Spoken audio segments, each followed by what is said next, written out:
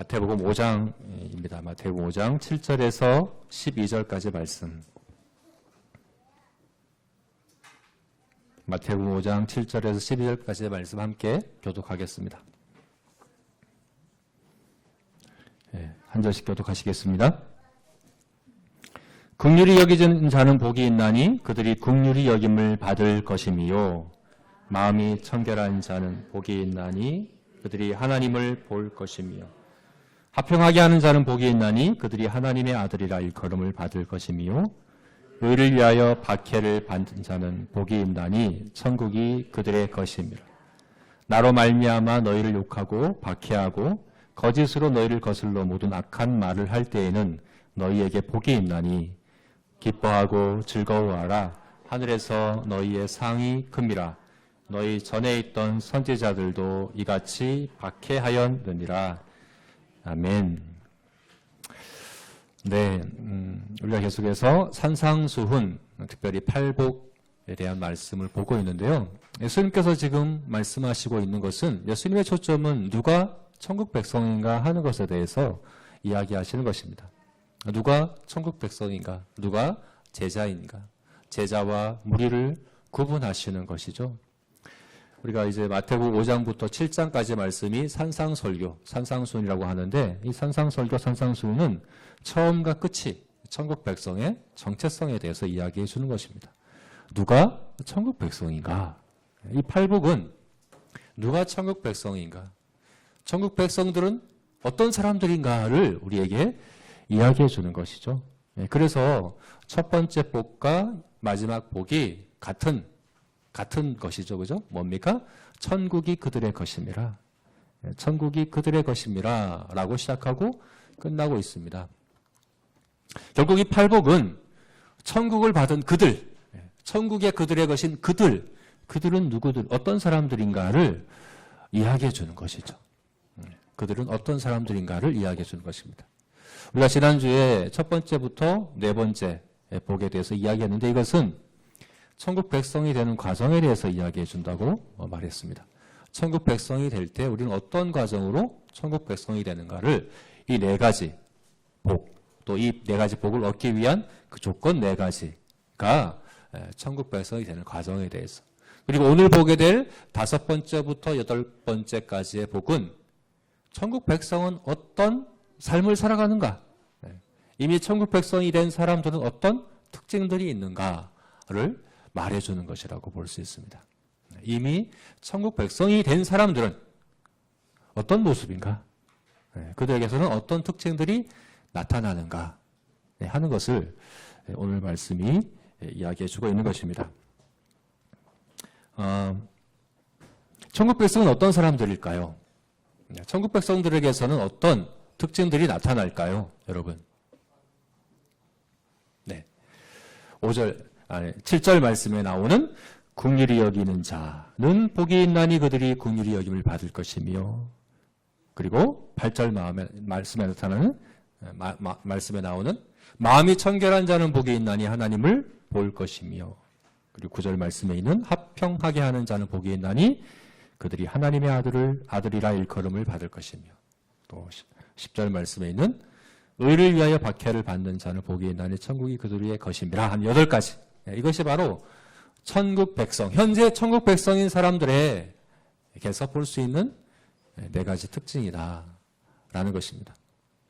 그런데요, 우리가 지난주에 제가 또 말씀드렸듯이 내가 천국 백성인지 아닌지 아는 것은 지금 현재 여기 나오고 있는, 뒤에 나오는 이 복 부분이 아니라 앞에 나오는 조건에 해당하는 부분이라고 말씀드렸습니다. 왜냐하면 뒤에 나오는 복은 다 미래형으로 되어 있어요. 그죠? 그들이 천국이 그들의 것임이라는 현재형이지만 두 번째부터 7번째에 해당하는 복은 다 미래형이에요. 천국이 그렇죠. 그죠? 천국은 이미 우리가 천국 백성으로 천국을 받아 누리지만 앞으로 장차 완전하게 임할 천국은 미래의 것이기 때문입니다. 그래서 내가 천국 백성인가는 미래에 받을 그 천국이 아니라 그 천국을 현재 어떻게 내가 천국을 받을 자로 살아가는가의 모습을 통해서 알 수 있는 거예요. 그래서 앞에 나오는 조건이 우리가 초점을 맞춰야 되는 부분이에요. 네, 어떤 부분입니까? 긍휼히 여긴다는 거, 그리고 마음이 청결하다고 하는 거, 그리고 합평케 한다는 거, 의를 위해 박해를 받는다. 이 네 가지가 내가 천국 백성인가 아닌가를 확인해주는 것이라고 볼 수 있는 거죠.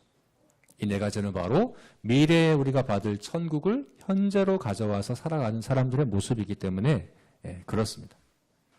미래의 천국을 받을 사람들은 바로 이런 모습으로 살아간다는 겁니다. 또 다른 얘기를 하면 이렇게 표현할 수도 있습니다. 이것에 있어서 성장해 가는 것입니다. 여러분, 천국 백성은 성장해 갑니다. 그래서 예수님께서 천국에 대해서 비유하신 것 중에 겨자씨 비유가 있습니다. 천국은 마치 겨자씨와 같아서 처음에 뿌려질 때는 아주 가장 작은 씨앗이지만 점차 자라서 새들이 깃드는 큰 나무와 같이 되는 것이 바로 천국이다라고 말씀했습니다. 여러분, 천국은 성장합니다. 다시 말해서 천국 백성은 성장합니다. 그래서 예수님께서는 천국에서 말씀하실 때 중생이다, 거듭남이다 라고 말씀하셨어요. 우리가 처음 천국에 들어갈 때 영적 갓난아이로 태어나는 거예요. 갓난아이로 태어나서 점점 자라가는 것이 바로 천국 백성의 모습이다 라고 이야기한 것이거든요. 여러분, 천국 백성은 성장합니다. 실제 우리가 지금 경험하는 천국은 뭐냐? 한마디로 하면 성장입니다. 그렇습니다, 여러분. 우리 천국은 현재적이기도 하고 미래적이기도 한데 현재 지금 우리가 누리는 천국, 앞으로 우리가 받게 될 긍휼히 여김을 받을 것이고 하나님을 볼 것이고 또 하나님의 아들이라 일컬음을 받는 그 천국, 미래적인 거예요. 여러분, 실제로 그래요. 앞으로 예수님 재림하셔서 완성될 천국에 대해서 성경이 표현하는 그 표현들을 자세히 보면 하나님을 얼굴과 얼굴을 대하여 볼 것이고 하나님의 아들이라 공식적으로 인정을 받을 것이고 긍휼히 여김을 받을 것이고, 이건 다 미래적인 거예요. 현재 우리가 경험하는 천국은 뭐냐? 성장입니다. 성장. 한마디로 성장입니다. 천국 백성은 죽을 때까지 성장하는 사람들이에요. 사도 바울이 내 겉사람은 우패하나 내 속사람은 날로 새롭도다라고 이야기했습니다. 우리 겉사람이 성장한다는 거 아니에요. 우리 겉사람은 일정 나이가 되면 성장이 멈춥니다. 성장이 멈출 뿐만 아니라 점점점 후패해져 갑니다. 그러나 천국 백성은 날로 성장하는데 바로 우리 속사람이 날로 성장해 가는 것, 그것이 바로 천국 백성이고 그것이 바로 천국 백성이 현재 누리는 천국입니다. 성장해야 합니다, 여러분. 그럼 어떻게 성장해야 될까요? 무엇이 성장해야 될까요? 사도 바울이 그랬거든요. 내가 이미 얻었다 함도 아니요 내가 온전히 이루었다 함도 아니라 내가 곧 주 예수께 붙잡힌 바 된 것을 붙잡으려고 나는 달려가노라 쫓아가노라 라고 이야기했는데, 여기서 내가 온전히 이루었다 함도 아니요 할 때 이 표현이요, 성장하지 않았다는 얘기예요. 온전히 이루었다가 장성했다라는 표현과 같은 말이에요. 나는 지금 다 성장하지 않았다. 내가 온전히 성장한 게 아니다. 나는 성장을 향해 지금도 계속해서 달려가고 있다 라고 이야기하면서 나는 호공을 치는 자와 같지 않다. 나는 표대를 향해서 나아간다 라고 했는데, 여러분, 우리가 성장하고자 할 때 표대가 분명해야 합니다. 내가 무엇에서 성장해야 하는지, 내가 무엇을 향해 성장해야 하는지가 분명해야 합니다. 모호하게 그래? 천국 백성은 성장하는 사람이지, 천국 백성은 성장해야지, 죽을 때까지 성장해야지, 모호하게 그렇게 피상적으로만 아는 것이 아니라 구체적으로 내가 어디에서 무엇에서 어디까지 성장해야 하는가가 분명해야 합니다. 여러분, 우리가 무엇에 성장해야 합니까? 또 어디까지 성장해야 합니까? 그것에 대해서 말씀해 주는 것이 바로 오늘 본문 말씀입니다. 세 가지 측면에서 우리는 성장해야 합니다. 관계적으로, 관계에 있어서의 성장, 내면에 있어서의 성장, 사명에 있어서의 성장입니다. 7절 말씀에서 이야기해 주고 있는 긍휼히 여기는 자는 관계에 있어서의 성장을 이야기해 주는 겁니다. 그리고 8절 말씀에서의 마음이 청결하다 하는 것은 우리 내면의 성장을 이야기해 주는 겁니다. 그리고 9절 말씀에 화평하게 하는 자라고 하는 것은 우리 사명에 있어서의 성장을 이야기해 주는 겁니다. 그리고 여덟 번째인 10절 말씀은 뭘까요? 이것은 바로 우리 성장이 이루어지는 환경, 우리가 성장해가는 그런 현재의 그런 조건, 이야기해 주는 것을 우리가 볼 수 있습니다. 네, 세 가지. 관계의 성장, 내면의 성장, 그리고 사명의 성장. 이게 바로 내가 지금 경험해야 될 천국이다. 네. 천국 백성은 바로 이렇게 성장해 가는 사람들이다 하는 것이 바로 오늘 말씀이 우리에게 이야기해 주고 있는 것입니다. 이 각각의 의미에 대해서 우리 함께 봤으면 좋겠습니다. 먼저 관계의 성장입니다. 우리 7절 말씀 함께 읽어볼까요? 7절 말씀입니다. 같이 읽겠습니다. 시작. 긍휼히 여기는 자는 복이 있나니 그들이 긍휼히 여김을 받을 것임이요. 네, 긍휼히 여기는 자, 긍휼히 여기는 것. 천국 백성은 긍휼히 여김 받는 이 관계의 기초에 있습니다. 우리가 천국 백성 되는 것, 이미 우리는 천국 백성이죠, 그죠? 내가 천국 백성이 된 것은 긍휼히 여기는 관계가 시작되었다는 것을 의미합니다. 하나님께서 나를 긍휼히 여기셨다는 것입니다. 그리고 앞으로 우리는 완전한 천국에 가게 될 거죠. 그래서 앞으로도 우리가 하나님의 긍휼을 받을 것을 의미하고, 그리고 이것에서 성장해 간다는 것은 지금 내가 그 긍휼을 받고 있다는 얘기입니다. 천국 백성의 관계의 가장 밑바닥에는 긍휼히 여김이라는 것이 있다 하는 것입니다. 긍휼이 뭘까요, 여러분? 긍휼은 은혜와 비슷한 말입니다. 은혜와 비슷한 말이지만 은혜보다 더 깊은 의미의 말입니다. 은혜는 뭡니까? 은혜는 받을 자격이 없는 자에게 값없이 주어지는 선물, 이것이 은혜의 의미입니다. 자격 없는 자에게 값없이 주어지는 것, 이것이 은혜입니다. 그런데 긍휼은 한 단계 더 가야 돼요. 긍휼은 뭡니까? 받아서는 안 되는 자에게 주어지는 값없는 선물, 이것이 바로 긍휼입니다. 우리가 바로 천국 백성이 되는 것은 바로 이 긍휼 때문입니다. 사실 여러분, 이 세상의 모든 사랑은 조건적입니다. 세상의 사랑은 다 그렇습니다. 조건적입니다. 연인들의 사랑이라고 하더라도 조건적입니다. 다른 사람이 볼 때는 사랑스러운 면이 없어도 그는 사랑스러운 면이 있고 사랑할 조건이 있기 때문에 사랑하는 겁니다. 부모와 자식 간에도 마찬가지입니다. 이유 없이 사랑하지 않습니다. 우리는 이유가 있어서 사랑합니다. 조건이 있어서 사랑합니다. 그런데 하나님께서 우리를 사랑하시는 사랑은 우리에게 이유가 있어서, 우리에게 조건이 있어서가 아니라고 말씀합니다. 하나님이 사랑이시기 때문에, 하나님이 긍휼히 여기시는 하나님이시기 때문에 나에게 이유와 조건이 없음에도 불구하고 오히려 나는 사랑받으면 안 되는 그런 존재임에도 불구하고 사랑하시는 그것. 네, 그것이 바로 하나님의 긍휼이며 그 긍휼로 인해서 우리가 천국 백성이 되었다라고 성경이 이야기하는 겁니다. 나는 천국 백성입니까? 그렇다면 나는 이미 그 긍휼을 받고 있습니다. 그리고 앞으로 그 긍휼을 받을 것입니다. 지금 그 긍휼을 받고 있습니다. 그럼 어떻게 해야 될까요? 천국 백성은 이제 내 모든 관계에, 내 모든 하나님과 나의 관계가 그 긍휼로 말미암아 시작되었기 때문에 내가 묻는 모든 관계의 근본을 이 긍휼에서 시작하는 사람들이 바로 천국 백성입니다. 예수님께서 이 마태복음 18장에 가면 여기에 대한 아주 중요한 예를 드셨습니다. 우리가 잘 아는 예인데요. 1만 달란트 빚진 자의 예입니다. 1만 달란트를 빚진 사람이 있습니다. 1만 달란트는 오늘날 시세로 따지면 계산한 걸 보니까 3조, 6조 이렇게 이야기합니다. 천문학적인 금액이죠. 그 정도 빚을 지면 못 갚는 겁니다. 이거는. 그죠? 불가능합니다. 갚는다는 것은 불가능합니다. 근데 임금이 그 빚을 탕감해 줬습니다. 갚을 수 없는 것을 알고 탕감해 주었습니다. 그런데 이 사람이 탕감받고 나서 어떻게 했습니까? 집으로 돌아가면서 자신에게 100데나리온을 빚진 동반, 친구를 만난 거예요. 100데나리온은 100일치의 품삯에 해당하는 것이고 오늘날로 따지면 한 3개월의 월급에 해당하는 것이고 이것도 큰 돈이죠. 그죠? 결코 작은 돈이 아닙니다. 그만큼 자신에게 빚진 자를 만났습니다. 어떻게 했습니까? 당장에 갚으라고 하고 갚지 않으니까 감옥에 쳐넣어 버렸습니다. 긍휼히 여기지 않은 거죠. 이 소식을 들은 임금이 어떻게 했습니까? 내가 너를 용서한 것 같이, 내가 너를 불쌍히 여김 같이 너도 너의 동료를 불쌍히 여김이 마땅치 아니하냐?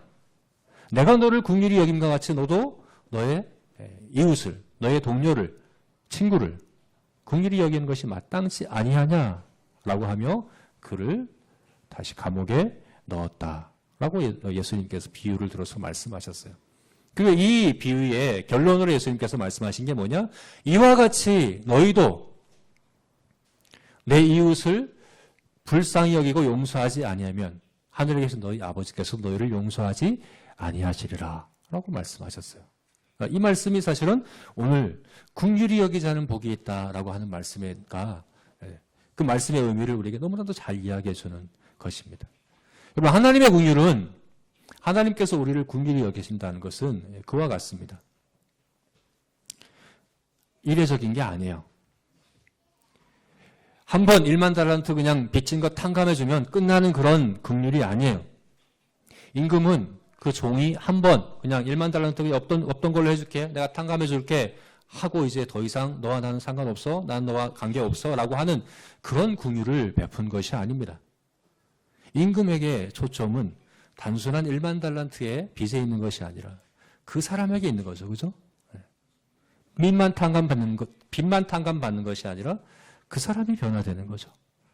그 사람이 긍휼히 여기는 사람으로, 그 사람이 계속적인 임금과의 인격적 관계 가운데 그렇게 변화되는 사람으로 되어지는 그 긍휼을 그에게 베푼 것이죠. 여러분, 우리가 받은 긍휼이 그렇습니다. 내가 이전에 지었던, 그리고 앞으로 지을 모든 죄를 한 번에 탕감받았으니까 더 이상 나는 하나님과의 긍휼의 관계가 없다가 아니라 우리는 계속해서 긍휼을 받고 있는 자이고 또 앞으로 우리가 받아야 될 긍휼이 있는 자입니다. 그죠? 계속해서 우리는 긍휼을 받아야 하는 자입니다. 하나님은 우리가 빚에서 자유함을 얻는, 그냥 빚에 탕감받는 그것만이 아니라 우리 자신에게 초점을 두십니다. 진정으로 우리가 변화되는 것을 원하시고 기대하십니다. 하나님의 긍휼의 목적은 바로 우리 자신에게 있습니다. 그래서 여러분, 이것이 바로 이 긍휼이라고 하는 이 단어가 구약 성경에서는 이 단어가 어떤 의미였냐 하면 헤세드라고 하는 단어예요. 헤세드. 구약 성경에 너무나도 중요한 단어입니다. 헤세드. 이 말은 우리나라 말로 번역할 말이 없어요. 그래서 우리나라 말로 번역할 때 때로는 인애라고 번역하고 때로는 사랑이라고 번역하고 때로는 은혜라고 번역하고 번역할 마땅할 말이 없어요. 근데 이 개념을 가장 잘 설명해 주는 것이 뭐냐고 할 때는 아기를 품고 있는 엄마의 마음이라고 이야기해요. 자기 자녀를 품고 있는, 안고 있는 엄마의 마음인 거죠. 때로는 엄하게 대해요. 항상 웃는 얼굴로 대하진 않아요. 때로는 엄하게 대하기도 하고 때로는 혼내기도 하고, 그죠? 때로는 아기가 싫어한 것들을 하기도 하고, 아기가 볼 때는 엄마가 달라지는 것 같지만 엄마의 마음은 동일해요. 아기의 유익을 바라는 엄마의 마음은 동일한 그 마음인 거죠. 하나님께서 우리의 긍휼히 여기신다, 우리를 긍휼히 여기신다, 우리를 사랑하신다고 하는 것은 바로 그것이다 라고 이야기를 하는 것이죠. 우리의 유익을 위하여 변함없이 베푸시는 하나님의 그 사랑, 그게 바로 긍휼입니다. 우리가 바로 그러한 긍휼을 받고 있습니다. 그렇다면 우리는 어떠해야 합니까? 그죠? 그냥 한번 긍휼을 받았으니까 끝나고 더 이상 긍휼이 필요 없는 그런 존재가 아니라, 그죠? 하나님의 긍휼은 결국은 우리가 변화되기를 기대하시고 베푸시는 긍휼이다 하는 것입니다. 그러므로 긍휼히 여기는 자가 되어야 합니다. 천국 백성은 긍휼히 여기는 자입니다. 천국 백성은 맺는 모든 관계 가운데 근본적인 원리가, 그 근원이 바로 긍휼에 있어야 합니다. 헤세드에 있어야 합니다. 내가 받은 그 헤세드의 사랑을 또 흘려보내주는 것, 그게 바로 천국 백성의 모습입니다. 만약 그렇지 않다고 한다면 그것은 1만 달란트 빚진 자를 탕감해준 그 왕의 긍휼을 값싸게 여기는 거죠. 값없이 주어졌지만 그것을 값싸게 여기면 안 되거든요. 값싸게 여기는 거죠. 그죠? 아무 의미 없게 여기는 거죠. 값어치 없게 그렇게 생각하고 여기는 것이라고 할 수 있습니다. 저는 이것이 정말 우리 실제 우리 관계와 우리 삶에 이루어지는 일이라고 저는 생각합니다. 내가 긍휼히 여기지 않으면 하나님의 긍휼도 멈춥니다. 네. 물론 저는 이것을 지금 율법적으로 내가 행하는 것이 조건이 되어서 하나님께서 나에게 뭔가 주실 것이다, 이 얘기를 하는 게 아닙니다. 실제로 그래요. 우리가 뭔가를 채우려고 할 때 배출이 안 되면, 꽉 차버리면 공급이 멈춰야 돼요. 그죠? 공급이 멈춰지지 않으면 이게 터져버려요. 하나님 우리를 헤세드의 사랑으로 긍휼히 여기시되 우리를 위하여 그 긍휼을 멈출 수밖에 없습니다. 흘러가지 않으니까. 그죠? 더 이상 흘러가지 배출되지 않으면 하나님의 긍휼도 멈춰야 되는 겁니다. 네. 하나님의 긍휼은 우리를 통하여 흘러가도록 주어지는 것입니다. 내가 하나님의 긍휼을 더 풍성히 받는 길은 나의 이웃을, 나의 동료를, 내 주변 사람들을 긍휼히 여기는 겁니다. 그들의 유익에 초점 맞춰서 그들이 유익되도록 하기 위하여 기꺼이 긍휼을 흘려보내는 것입니다.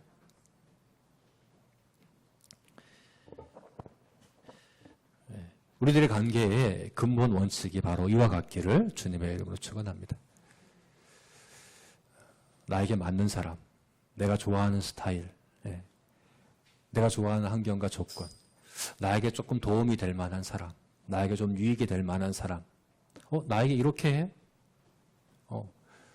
이렇게 생각하는 것이 아니라 받아서는 안 될 사람에게 베풀어 주어지는 그 긍휼, 그 사랑을 더 풍성하게 끊임없이 흘려보내줌으로 하나님의 긍휼이 더 우리에게 채워지는 우리의 삶이 되기를 주님의 이름으로 축원합니다. 이런 관계에 있어서의 성장을 이뤄가는 것, 그게 바로 지금 우리가 경험해야 될 천국입니다. 두 번째는 내면의 성장입니다. 내면의 성장. 우리 8절 말씀을 함께 읽어보겠습니다. 8절 말씀 읽겠습니다. 시작. 마음이 청결한 자는 복이 있나니 그들이 하나님을 볼 것이며. 마음이 청결한 자는 복이 있다. 마음이 청결함, 내면의 성장을 이야기합니다. 여러분, 마음이 중요합니다. 무엇보다 마음이 중요합니다. 기독교 복음은 우리 마음에 대한 것입니다. 우리 삶이 변화되고 우리 행동이 변화되고 우리 말이 변화되고 우리 습관이 변화되는 것도 중요하지만 무엇보다 우리의 마음이 변화돼야 됩니다. 모든 지킬 만한 것보다 더욱 내 마음을 지켜라. 생명의 근원이 여기서 비롯된다라고 말씀하셨습니다. 예수님께서는 사람을 더럽게 하는 것이 입에서 나오는 것이 아니라 입으로 들어가는 것이다. 왜냐하면 입으로 들어가는 것은 다 배출되지만 입에서 나오는 것은 마음에서 나오기 때문이다. 그게 뭡니까?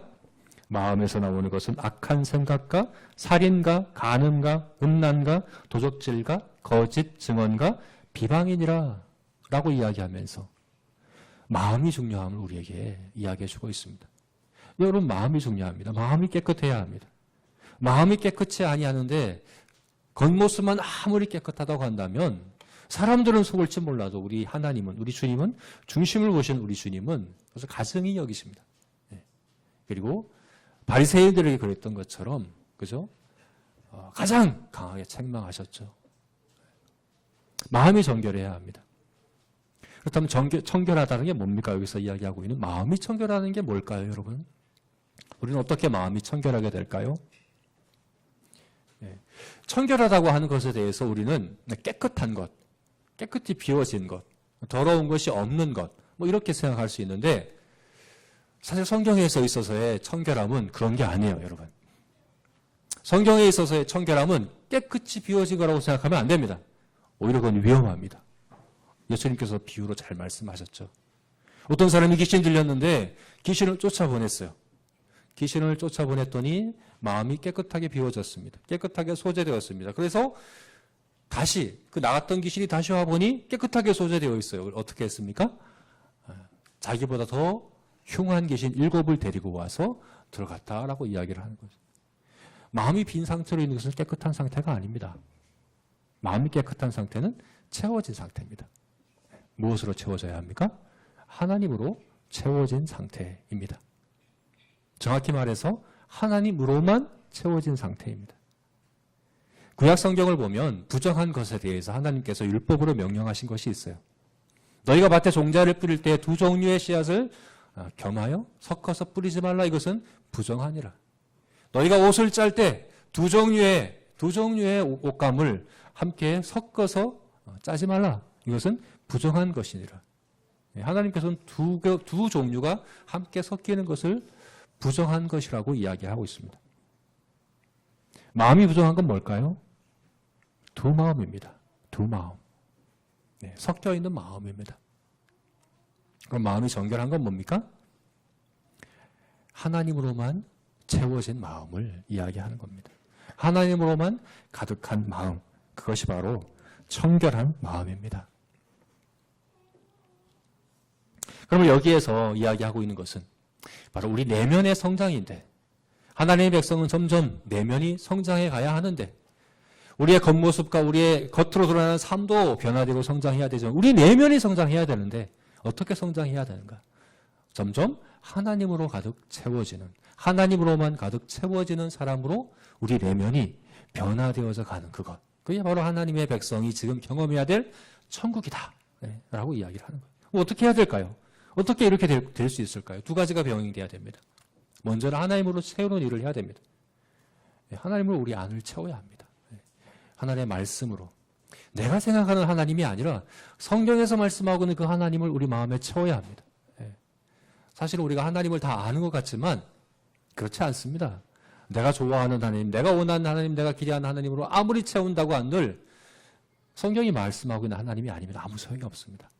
우리가 성경을 읽고 성경을 배우고 성경을 통하여 하나님이 어떠한가를 지식으로 채워야 합니다.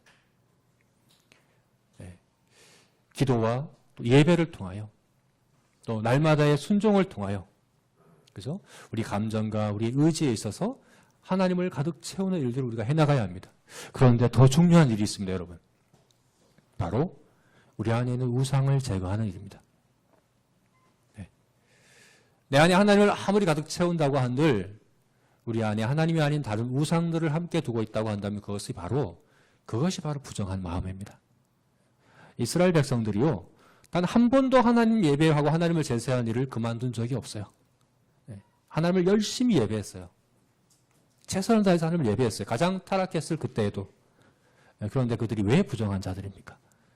그들이 왜 음란한 자들입니까? 네. 하나님과 함께 다른 우상을 겸하여 섬겼기 때문입니다. 우리가 내가 하나님을 열심히 예배하고 소위 말해서 우리가 성경을 읽고 기도를 하고 예배를 드리고 헌금을 드리고 신앙생활을 하고 있다고 해서 마음이 청결하다고 착각하시면 안 됩니다. 함께 병행해야 되는 일이 있는데 우리 안에 하나님이 아닌 다른 우상이 있는지 살피고 그 우상들을 제거하는 일을 반드시 해야 한다는 겁니다. 네. 하나님의 자리에 있으면 안 되는 그 우상 제거해야 됩니다, 여러분. 그 우상이 뭡니까? 네. 여러분, 우상이라고 해서 아주 흉하고 악하고 더럽고 냄새나고 이런 것들이라고 생각하면 안 됩니다. 우상은 좋은 거예요. 좋은 것이 우상이 돼요. 나쁜 것이 우상이 될 리가 없어요. 내가 좋아하니까 우상이 되는 거예요. 우상은 하나님이 우리에게 선물로 주신 것이 우상이 될 가능성이 가장 많아요. 네. 우상은 그 자체가 나쁜 게 아니라 그것은 좋고 선한 것인데, 유익한 것인데 하나님의 자리에 있기 때문에 악하게 된 것입니다. 네. 하나님의 자리에 있으면 안 되는 하나님이 나에게 주신 선물들, 그건 다 우상입니다. 네. 우리를 살펴봐야 합니다. 나에게 있어서 우상은 뭔가? 하나님의 자리에 가 있는 그 우상은 뭔가? 나의 존재의 의미와 목적에 대해서 이야기해주고 나의 모든 일의 동기가 되고, 이것이 없으면 내가 죽을 것만 같고 이것을 잃어버리면 너무나도 두렵고 괴롭고 또 이것이 있으면 너무나도 기쁘고, 그렇게 하는 것이 뭡니까? 여러분 안에 우상이 뭡니까? 그것을 찾아서 제거한 일들을 해야 합니다. 하나님의 선물은 그냥 선물의 자리에 있도록, 자꾸 우리 마음의 중심, 이거 하나님의 자리입니다. 하나님의 자리에 있지 않도록 계속해서 제거한 일들을 해나가야 하는 것입니다. 이것이 바로 마음이 청결한 자입니다. 이러한 사람만 하나님을 볼 수 있습니다. 그렇지 않을 때는 하나님을 볼 수 없습니다. 우리 안에 우리 내면의 성장이 있기를 축원합니다. 하나님의 백성은 우리 내면이 하나님으로만 채워지는 그 일이 꾸준하게 일어나는 그 사람. 그게 바로 하나님의 백성이고 그게 바로 우리가 경험해야 될, 지금 경험해야 될 천국입니다. 세 번째, 천국 백성이 성장해야 될 세 번째 것은 뭡니까? 사명입니다. 사명에 있어서 우리는 또한 성장해야 합니다. 우리 9절 말씀을 함께 읽어볼까요? 같이 읽겠습니다. 시작. 화평하게 하는 자는 복이 있나니 그들이 하나님의 아들이라 일컬음을 받을 것이며. 화평하게 하는 자는 복이 있다. 화평하게 하는 자. 그래서 이것은 사명입니다. 사명. 화평한 자가 아닙니다, 여러분. 여기서 화평이 샬롬이거든요. 그냥 샬롬을 누리는 자를 이야기하는 게 아닙니다. 샬롬을 만드는 자. 샬롬을 만들어가는 자. 그래서 이것은 사명을 이야기하는 거예요. 우리가 해야 될 어떤 일에 대해서 이야기해주고 있는 겁니다. 화평하게 하는 자. 그럼 화평하게 하는 게 뭘까요, 여러분? 화평하게 하는 게 뭘까요? 이것은 그저 서로 싸우는 두 사람, 싸우는 어떤 사람들을 그냥 하회시키는 그런 단순한 걸 이야기하는 게 아닙니다. 이것은 사회적인 것, 정치적인 것이 아닙니다. 그보다 더 깊은 차원의 영적인 화평을 이야기하는 겁니다. 사실 화평하게 하는 자는 예수 그리스도십니다. 예수님이 바로 우리 화평이다 성경이 이야기합니다. 예수님이 이 땅에 오신 것은 화목제물로 오셨다라고 말씀합니다. 예수님은 화평케 하기 위하여 이 땅에 오신 분이십니다. 누구와 누구를 화평케 합니까? 하나님과 세상을, 하나님과 죄인인 사람들을 화목하게 하고 화평케 하시는 것이 바로 예수님의 사역입니다. 다시 말해서 하나님과 사람은 적대 관계에 있습니다. 근본적으로 본성상 하나님과 사람은 적대 관계에 있습니다. 하나님을 싫어합니다. 하나님 미워합니다. 하나님을 거부합니다. 사람들은 생각해요. 나는 하나님 싫어하지 않는데 그냥 관심이 없을 뿐인데 내가 왜 하나님을 미워해? 하나님 믿지도 않는데 이렇게 생각합니다. 이건 하나님을 모르기 때문에 그래요. 그냥 내가 생각하는 하나님하고 내가 그냥 싫어하지 않는다 생각합니다. 성경에 있는 하나님, 실제로 성경을 읽어보면 성경에서 나오는 이 하나님, 지옥에 대해서 말씀하시며 심판에 대해서 말씀하시며 엄히 그 정의와 공의를 행하시는 그 하나님, 모든 것들에 대해 주권을 주장하시는 하나님, 모든 것의 주인이시고 모든 것을 통치하시고 모든 것을 하나님의 뜻대로 해야 된다 말씀하시는 그 하나님을 실제로 성경에서 본다고 한다면 우리 안에 강한 거부감이 일어납니다. 이 하나님께 순종해라고 한다면 그죠? 우리 안에 온갖 저항들이 일어납니다. 이 하나님을 사랑하라고 한다면 우리 안에 있는 냉담함이 하나님에 대하여 차가운 우리의 마음들이 드러납니다. 이게 적대감입니다, 여러분. 하나님을 모르니까 하나님에 대해 적대감이 없는 것 같지만 실제로 사람들은 하나님을 싫어합니다. 성경의 하나님, 그 하나님을 미워합니다. 우리 안에도 그 같은 적대감이 있어요. 네. 한번 해보세요, 여러분. 하나님의 뜻대로 한번 행하려고 해보세요. 저항감이 없는가? 아무리 작은 일이라도 하나님의 뜻대로 행하려고 하면 항상 저항감이 있습니다. 하다못해 기도하려고 해도 쉽게 되지 않아요. 그죠? 뭔가 하나님의 뜻대로 내가 순종하려고 하면 뭔가 우리 안에 장애가 있습니다. 우리 안에 적대감이에요. 세상이 하나님을 싫어합니다. 그런데 그보다 더 심각한 문제는 뭡니까? 하나님이 그들을 싫어하십니다. 하나님이 그들을 미워하십니다. 하나님이 그들을 진노하십니다. 하늘로부터 하나님의 진노가 나타나고 있다라고 얘기하는 거죠. 하나님과 세상이, 하나님과 사람들이 적대 관계에 있다라고 얘기하는 거죠. 그런데 하나님께서는 자기 아들을 이 땅 가운데 보내셔서 화목제물 되게 하셔서 화해시키는, 화평하게 하는 그 일을 행하셨습니다. 그러므로 그리스도께서 우리의 화평이십니다. 로마서 5장 1절 말씀에서 뭐라고 얘기합니까? 우리가 믿음으로 의롭다 하심을 받았으니 우리 주 예수 그리스도로 말미암아 하나님과 화평을 누리자. 예수 그리스도로 말미암아 이제 우리가 화평을 누리자라고 이야기를 하는 겁니다. 여기서 멈추지 않습니다. 더 나아갑니다. 하나님은 그리스도 안에서 온 세상을 통일시키신다 말씀하십니다. 이게 무슨 말입니까? 그리스도가 우리와 하나님과의 관계를 화평케 할 뿐만 아니라 온 피조물을, 온 우주를 화평케 하시는 분이시다라고 이야기를 합니다. 그리스도 안에서 통일되게 하신다. 그리스도 안에서 온 땅이 샬롬을 누린다. 이게 바로 하나님의 비전입니다. 그리고 이것을 우리에게 사명으로 주셨습니다. 너희는 화평케 하는 자가 되어라. 화평케 하는 자가 되어라. 그래서 여기에 약속된 복이 뭡니까? 하나님의 아들이라 일컬음을 받는다는 것이죠. 하나님의 아들이라 일컬음을 받는다. 로마서 8장 말씀을 보게 되면 8장 19절에 피조물들이 고대하는 바는 하나님의 아들들이 나타나는 것이니라.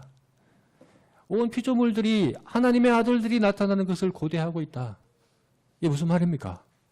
하나님의 아들들이 하나님의 아들답게 하나님의 아들로서 공식적으로 인정되는 그때가 온 땅이 회복되는 날이다. 온 세상이 새하늘과 새 땅으로 변화되는 그때다라고 이야기를 하고 있는 것이죠. 결국 화평케 되는 것은 바로 우리가 하나님의 아들들이 되는 일이에요. 이 일이 우리의 사명으로 우리에게 주어진 것입니다. 너희는 화평케 하는 자가 되어라. 그리스도 안에서 온 땅을 통일시키는 자가 되어라. 그리스도 안에서 하나님과 원수된 사람들을 화목하게 하는 그 일을 하는 자들이 되어라. 이것이 너희의 사명이다. 이것이 완성되는 그날이 너희가 하나님의 아들들을 일컬음 받는 날이고, 이것이 완성되는 그날이 너희가 하나님의 아들들로 선포되고 온 세상이 하나님 안에서 샬롬, 하나님의 화평을 누리게 되는 그 날이다. 이것이 바로 하나님의 비전이고 이것이 바로 너희들의 사명이다. 우리에게 이렇게 말씀하고 있는 것입니다. 그러므로 천국 백성은 이 사명에 있어서 자라가는 사람입니다. 이 사명에 있어서 성장해 가는 사람입니다. 화평을 이뤄가는 사람입니다. 어떻게 해요? 싸우는 사람들을 하회시키는 거죠? 아닙니다. 보다 더 근본적으로 하나님과 화평케 하는 그 일을 함으로 어떻게 해요? 복음으로써 예수 그리스도의 복음을 전함으로, 예수 그리스도의 복음을 선포함으로, 물질적인 다툼, 그리고 사회적인 다툼, 그리고 영적인 다툼, 가장 근본적에서 바로 영적인 분열, 영적인 깨어짐에 있습니다. 영적으로 화평케 되면 사회적으로 화평케 되고, 사회적으로 화평케 되면 물질적으로 화평케 되는 것이 바로 하나님께서 말씀하신 원리고 질서입니다. 아담이 타락하자 하나님과의 관계가 깨어지고, 바로 이어서 하와와의 관계가 깨어지고, 바로 이어서 만물, 다스려야 될 만물과의, 피조물들과의 관계가 깨어졌습니다. 하나님의 관계가 회복되어야 하는 것입니다, 여러분. 우리가 이 사명을 가지고 살아가야 합니다. 여러분, 우리가 살아가면서 접하는 모든 화평치 못한 상황들, 모든 다툼과 갈등의 상황들을, 그것이 무슨 인간관계뿐만 얘기하는 것이 아니에요. 물질적으로 가난과 질병과 또 이 세상의 모든 재난과 사고와 고통과 이 모든 것들도 사실은 화평이 깨어진 것입니다. 샬롬이 없는 상태인 겁니다. 이 모든 것을 볼 때 우리는 우리의 사명을 기억해야 합니다. 이 모든 것들이 예수 그리스도 안에서 화평케 되어져야 하는 일이라는 사실을 우리가 기억해야 합니다. 그 모든 고통과 아픔과 갈등과 다툼의 상황들을 볼 때마다 우리의 사명들을 기억합시다. 복음으로 말미암아 복음을 정확하고 바르게 가르치고 선포함으로, 복음을 믿음으로 하나님과 화평하게 되는 영적 회복이 일어나고, 그 영적 회복으로 말미암아 사회적 모든 사람들과의 관계가 회복이 일어나고, 그것이 회복됨으로 말미암아 피조물 모든 물질과의 관계가 회복되어지는 참된 샬롬이 점점점 확장되어 가고 온전히 이루어져 가는 그런 우리의 사명에 있어서의 성장이 우리에게 있었으면 좋겠습니다. 저와 여러분이 그와 같기를 주님의 이름으로 축원합니다. 마지막으로 이제 10절 말씀부터 12절 말씀, 이것은 이제 우리의 성장이 이루어져야 될 환경을 이야기해 주는 겁니다. 하나님은 우리가 성장해야 될 성장의 환경을 최적의 환경으로 우리에게 허락하셨습니다. 10절부터 12절 말씀 우리 함께 읽어볼까요? 읽겠습니다. 시작. 의를 위하여 박해를 받는 자는 복이 있나니 천국이 그들의 것임이라. 나로 말미암아 너희를 욕하고 박해하고 거짓으로 너희를 거슬러 모든 악한 말을 할 때에는 너희에게 복이 있나니 기뻐하고 즐거워하라. 하늘에서 너희의 상이 금이라. 너희 전에 있던 선지자들도 이같이 박해하였느니라. 네. 사실 10절 말씀까지가 팔복에 해당하고 11, 12절 말씀은 마지막 8째 복에 대한 설명인데 여기 보면 갑자기 2인칭으로 바뀌어졌어. 10절까지는 3인칭이었어요. 그들에게 복이 있다. 그들의 것이라 라고 했다가 이제 11절부터 너희라고 직접 말씀하시고 위에서는 계속해서 미래형으로 얘기했다가 이제는 현재형으로 이야기를 하는 거죠. 이제 제자들이 직접 실제로 경험할 현실에 대해서 이야기를 하는 겁니다. 실제 너희가 성장해 가야 하는데 관계적으로 내면이 그리고 사명에 있어서 성장해 가야 하는데 그 성장이 이루어질 환경이 어떠한가? 어떤 환경이라는 겁니까? 박해를 받는 환경이다. 어려움과 고난이 있는 환경이다. 너희를 거슬러 욕하고 박해하고 거짓으로 거슬러서 악한 말을 하는 그런 환경이다. 라고 이야기를 하는 것입니다. 그러나 여러분 이것이 최적의 환경입니다. 우리가 성장하기 위한 최적의 환경이다. 라는 사실입니다. 왜 이것이 최적의 환경인가? 첫 번째로 이게 우리의 사명에 마땅했기 때문에 그렇습니다. 우리의 사명이 뭡니까? 화평하게 하는 겁니다. 화평하게 한다는 것은 뭡니까? 세상에 하나님과 적대관계에 있다는 얘기입니다. 하나님과 적대관계에 있는 자들을 하나님과 화평한 관계로 회복시키는 것이 우리의 사명이라고 이야기했다고 한다면 그 사명을 행하는데 우리가 어떻게 하나님과 적대관계에 있는 세상과 마주치지 않기를 바라겠습니까? 세상이 우리를 싫어하고 세상이 우리를 거부하고 단순히 우리가 어떤 어려움을 겪는 걸 얘기하는 게 아니에요. 나로 인하여 예수님의 제자라고 하는 예수님과의 관계로 인하여 우리가 어려움이 있다고 한다면 그것은 당연하다는 겁니다. 그게 바로 우리의 사명이기 때문에 그렇다는 겁니다.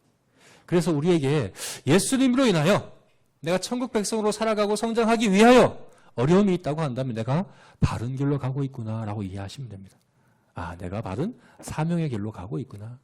내가 사명에 있어서 성장하고 있구나 라고 이해하시면 된다는 것이죠. 두 번째로 이것이 왜 최적의 환경인가? 왜 이것이 최적의 환경일까요? 하나님은 세상이 아니라 근본적으로 우리에게 초점을 두시기 때문에 그렇습니다. 세상이 아니라 하나님 백성에게 초점이 있습니다. 하나님은 세상이 변화시키는 것에 초점이 있는 것이 아니라 우리가 성장하는 것에 초점이 있습니다. 하나님은 우리를 변화시키고 우리를 성장시키실 때 빛이 있으라 하시니 빛이 있었고 이렇게 단번에 순식간에 하시는 것이 아니라 점진적으로 지속적으로 일관되게 조금씩 성장시켜 가십니다. 왜 그렇습니까? 우리가 하나님의 형상으로 지음받았기 때문에. 우리 로봇이 아니에요. 내가 원하여 내가 자원해서 순종해가는 선택하는 결정하는 그 모든 과정이 중요하기 때문에 그렇습니다. 하나님 우리를 변화시키시되 조금씩 설득하시고 가르치시고 그래서 내가 스스로 결정하고 판단하고 그렇게 순종해가는 그것이 바로 우리의 성장이기를 원하시기 때문에 그렇습니다.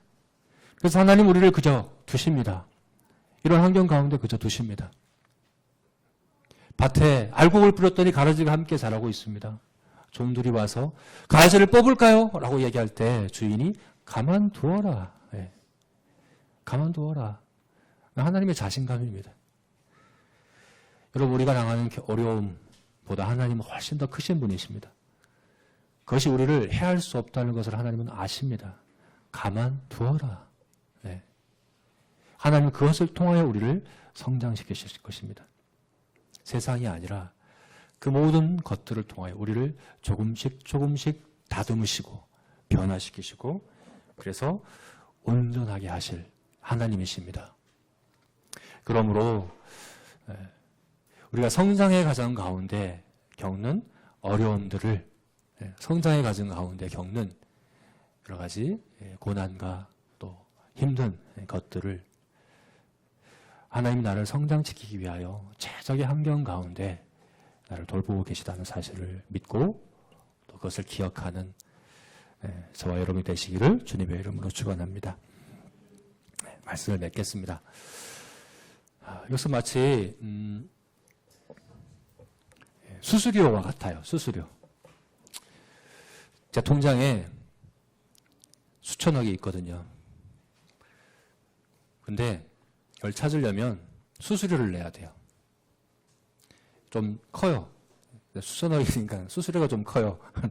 몇만 원을 내야 돼요. 근데 이게 너무 아까운 거예요. 수수료가. 그래서 수천억을 포기하려고 합니다. 수수료가 너무 아깝거든요. 이런 사람이 있겠습니까, 여러분? 없죠. 천국은 우리의 것입니다. 하나님이 천국을 우리에게 선물로 주십니다. 그것을 얻기 위하여 우리에게 조그만 수수료를 이 땅 가운데서 지불하라 말씀하십니다. 여러분, 이건 희생이 아닙니다. 이건 대가가 아닙니다. 우리가 의를 위하여 또 주를 위하여 주를 인하여 겪는 어려움과 여러 가지 고통과 괴로움들을 그것을 정말 너무나도 이제 벅차다 여기신다고 한다면 사실은 천국을 모르는 겁니다. 우리가 약속받은 것이 뭔지 잘 모르기 때문에 그런 것이라고 할 수 있습니다. 사도 바울은 이야기합니다. 현재 고난은 장차 있을 영광과 좋게 비교할 수 없도다. 그러므로 천국 백성으로서 제자로서 성장해가는 어려움이 있어도 성장해가는 저와 여러분이 되시기를 주님의 이름으로 축원합니다. 아멘.